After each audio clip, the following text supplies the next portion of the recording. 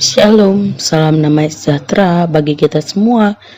Saudara-saudari yang terkasih di dalam nama Tuhan Yesus Kristus, hari ini kita akan merenungkan firman Tuhan yang menjadi bahan renungan kita untuk Moria Minggu tanggal 1 sampai 7 Agustus 2021. Sebelum kita mendengarkan firman Tuhan, marilah kita berdoa.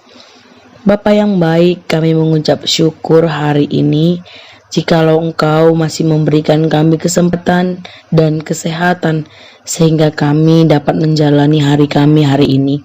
Bapa, kami mau mendengarkan firman-Mu, biarlah Roh Kudus-Mu boleh menyertai kami dan memampukan kami untuk menerima firman-Mu, mengerti akan firman-Mu, dan melaksanakan firman-Mu dalam kehidupan kami. Berfirmanlah ya Tuhan, karena kami siap untuk mendengarkannya.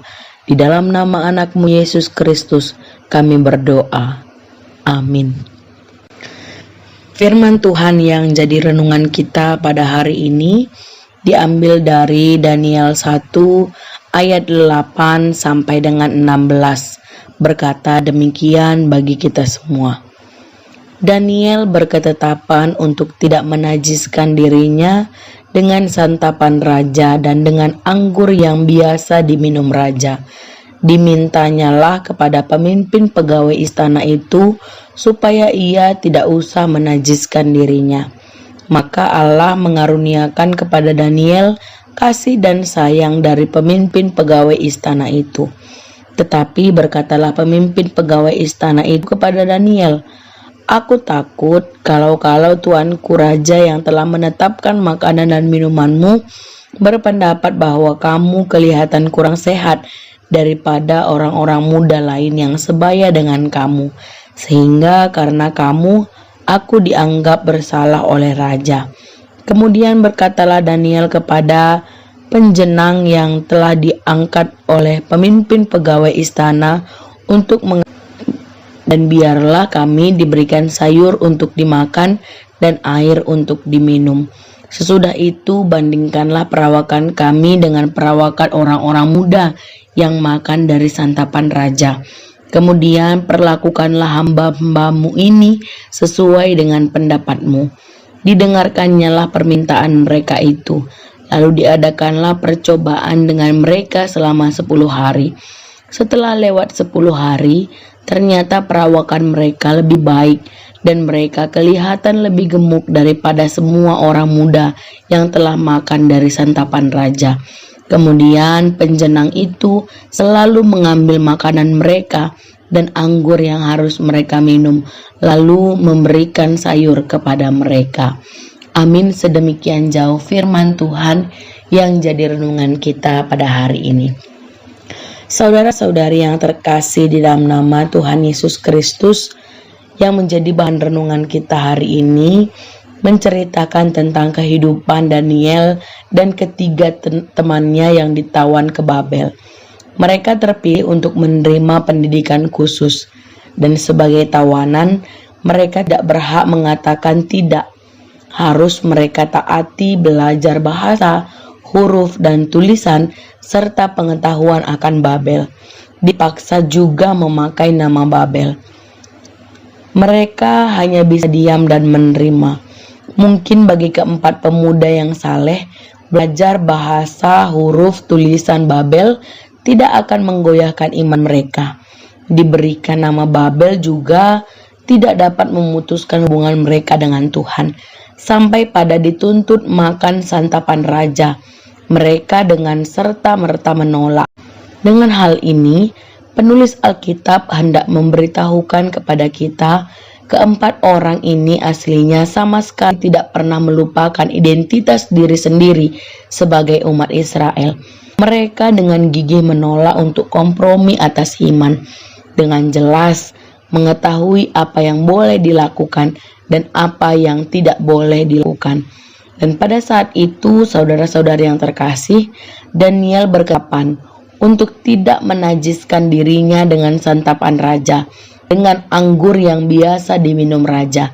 Dimintanyalah kepada pemimpin pegawai istana itu supaya ia tidak usah menajiskan dirinya. Saudara-saudari, menghadapi tantangan baru atas iman ini, Daniel menghadapinya adalah dengan nada rendah dan damai, meminta kepada kepala Kasim mengizinkan mereka tidak makan santapan raja.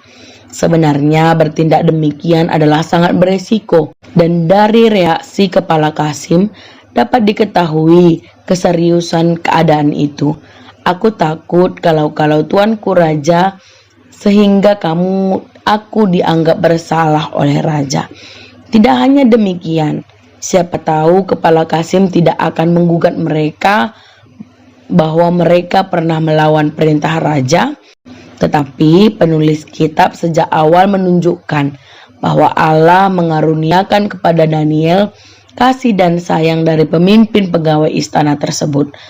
Ayat ini juga sekali lagi membawakan berita kitab Daniel adalah Allah yang memegang kendali, bukan Raja Babel dan segala pejabat-pejabatnya.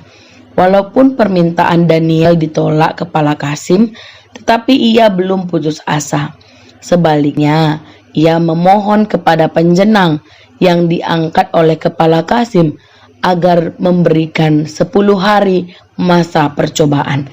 Kali ini Daniel pada akhirnya dengan hikmat meyakinkan pengawas, sehingga mereka selama 10 hari hanya makan sayuran dan minum air biasa.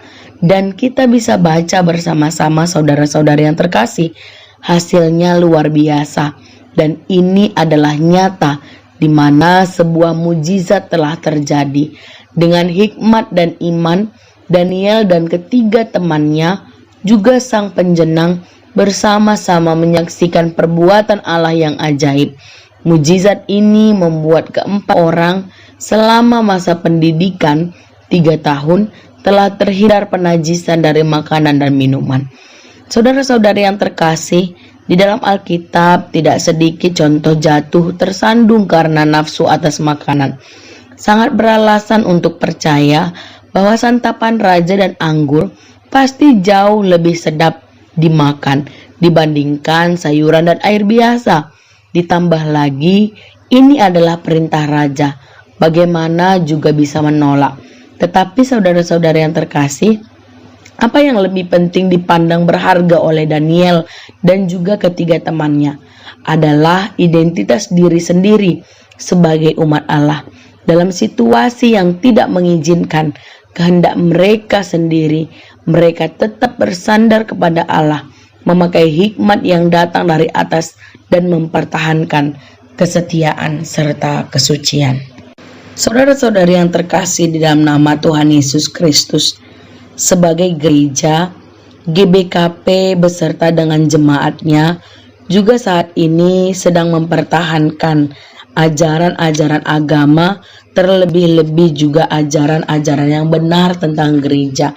Karena pada saat ini banyak sekali pemahaman-pemahaman ataupun tawaran-tawaran dunia ini untuk berpaling dari GBKP, tempat kita bernaung dan juga tempat kita melayani.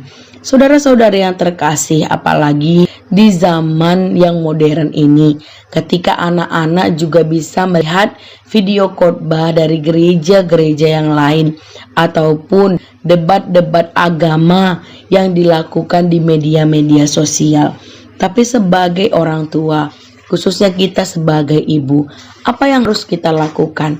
Kita harus menanamkan ajaran yang benar sedini mungkin, memperkenalkan firman Tuhan, mengatakan dan memberitahu apa yang benar sesuai dengan kehendak Allah, sehingga ketika anak-anak kita berhadapan dengan hal-hal lain, pengajaran-pengajaran di luar gereja, mereka dapat mempertimbangkan dan kembali memilih GBKP sebagai rumah yang sebenarnya. Oleh sebab itu, saudara-saudari yang terkasih, jikalau ajaran itu sudah tertanam di dalam hati mereka, maka mereka, anak-anak kita, dapat seperti Daniel dan ketiga temannya. Mereka memiliki identitas diri sendiri. Mereka mengenal diri sendiri sebagai umat Allah, mengerti bahwa mereka adalah jemaat GBKP, sehingga ketika ada tawaran-tawaran, ketika ada godaan-godaan, ketika ada ujian-ujian dunia ini, mereka dapat tetap setia di dalam kesucian. Oleh sebab itu, marilah saudara-saudari yang terkasih, kita kembali mengenali gereja dan mengenali anak-anak kita. Kita boleh menjadi orang tua yang menjadi penghubung untuk memperkenalkan gereja kepada anak-anak dan memperkenalkan anak-anak kepada gereja, yaitu GBKP. Biarlah Allah memampukan kita untuk membawa dan mengajarkan pengajaran-pengajaran yang benar, sehingga anak-anak kita bertumbuh di dalam nilai-nilai kesetiaan dan juga kesucian. Tuhan Yesus memberkati firman-Nya. Tuhan Yesus memberkati kita semua. Amin, kita berdoa. Terima kasih Bapa yang baik untuk firman yang luar biasa yang sudah kami terima hari ini. Biarlah Roh Kudus-Mu tetap menyertai dan menemani kami, memampukan kami untuk mengerti dan melaksanakan firman-Mu dalam kehidupan kami sehari-hari. Terima kasih ya Tuhan, dalam nama anak-Mu Yesus Kristus kami berdoa dan mengucap syukur. Amin.